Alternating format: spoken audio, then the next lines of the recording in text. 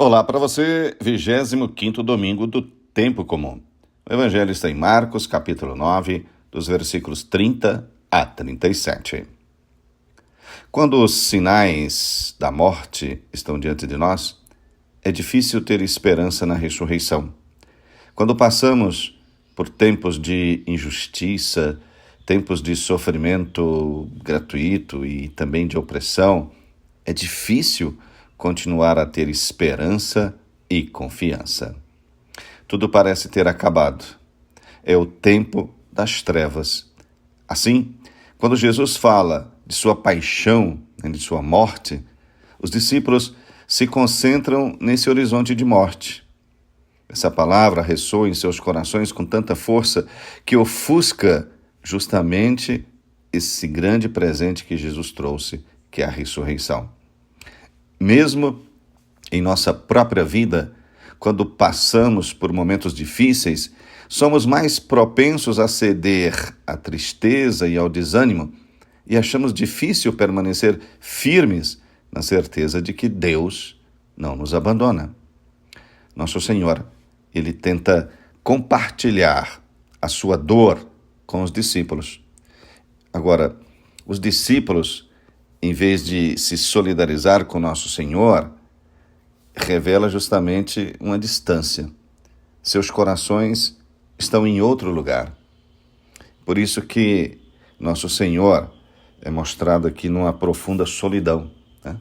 O Evangelho desse final de semana, ele diz justamente que a reação dos discípulos diante do sofrimento de nosso Senhor é discutir entre si quem era o maior. Ou seja, é uma disputa. No momento em que nosso Senhor está compartilhando sua dor, né, por uma morte que já está ali tão pertinho, os discípulos começam a pensar quem que poderá substituí-lo. Então o que nós vemos aqui é uma desumanidade, né, que é expressa de muitas maneiras. Os discípulos, eles tentam provar entre si quem é capaz de substituir, então, nosso Senhor, no caso que nosso Senhor morresse. Então, essa disputa é que percebemos nesse Evangelho. E sem surpresa, isso, na verdade, não é uma atitude incomum entre os seres humanos. Todos nós sabemos disso, conhecemos ambientes em que isto acontece, ou seja, ambiente de competição.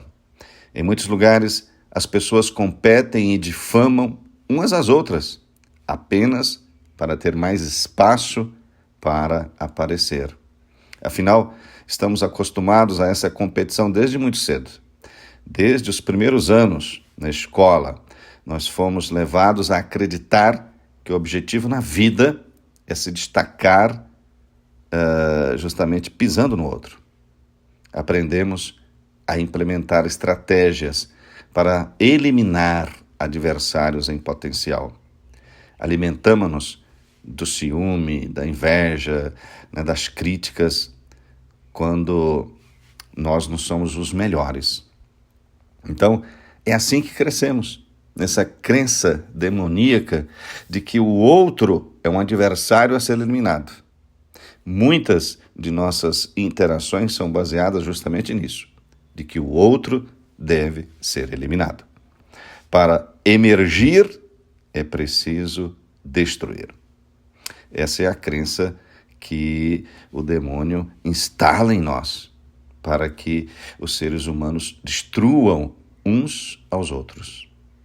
Assim, entramos nesse abismo de competição, que na realidade, no fundo mesmo, sempre vai nos deixar vazios, porque não vai satisfazer, né, aquela promoção ou aquele vencer ali, não vai te satisfazer. Então, diante desse comportamento dos discípulos, nosso Senhor não pede compaixão para si mesmo. Ele não reclama uma atenção para si. Ele aproveita essa oportunidade para ensinar, né, qual o verdadeiro sentido da vida. Ele pega uma criança, coloca ali, a abraça. A criança é uma pessoa desarmada, indefesa e fraca. Ela não pode fazer grandes coisas, mas pode se permitir ser abraçada. Então, o propósito da vida, não é conquistar espaço, mas permitir-se ser abraçado por Deus, reconhecendo a própria pequenez. Então, hoje vamos pensar sobre isso. Se você consegue evitar ver os outros como adversários a serem eliminados. Pense sobre isto. O Senhor esteja sempre com você. Que o Senhor te abençoe e te proteja. Que o Senhor mostre a sua face e se compadeça de você. Que o Senhor volte para você o seu olhar e que Ele te dê a sua paz. A bênção do Deus Todo-Poderoso, Pai, Filho e Espírito Santo. Amém. Tudo de bom para você. Eu tô bom passado.